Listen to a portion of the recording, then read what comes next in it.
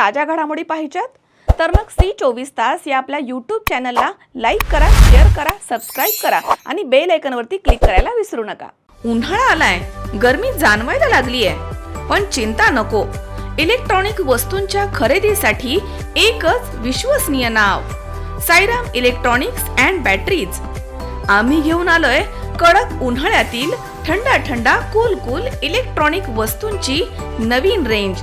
Sairam electronics and batteries, खरेदी विक्री संघ, व्यापारी संकुल, Nagar Manmad road, Rahuri. Sairam hospital test tube baby centre. नमस्ते, मी डॉक्टर सोनाली माने, साईराम हॉस्पिटल राहुरी, मंदत्व तज्ज्ञ व एम्ब्रॉलॉजिस्ट तज्ज्ञ। आपल्या इथे IVF बद्दल अत्याधुनिक उपचार पद्धती उपलब्ध आहे। तर त्यामध्ये IVF, ICSI, embryo donation, egg freezing, sperm freezing तसेच सरोगसी माताबद्दल सल्ला पण आपल्या इथे दिला जातो। आपल्या इथे हमखास गुण येण्यासाठी प्रयत्न केले जातात। साईराम हॉस्पिटल लॅप्रोस्कोपिक सेंटर आणि test baby centre, court area, Bhagyashree हॉटेलच्या पाठीमागे, राहुरी। राहुरी तालुक्यातील कणगर परिसरामध्ये एका 22 वर्षीय अपंग तरुणीवरती तिच्या घरात घुसून अत्याचार करण्यात आला आहे।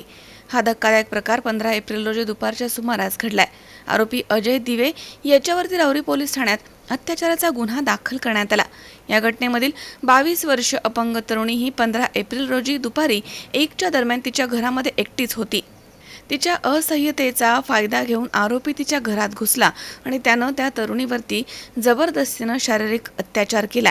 त्यावेळी तरुणीची चुलती तिथे आली आणि त्यावेळी सदर तरुणी ज्या रूममध्ये होती त्या रूमचा दरवाजा आतून बंद होता। बराच वेळानंतर दरवाजा उघडला तेव्हा आरोपी आणि पीडित तरुणी नको त्या अवस्थेमध्ये होते। तरुणीच्या चुलतीनं आरोपीला पकडून घराच्या बाहेर आणलं असता तो तिथून पसार झाला। घटनेनंतर घडलेला प्रकार सदर पीडित तरुणीनं तिच्या चुलतीला सांगितला।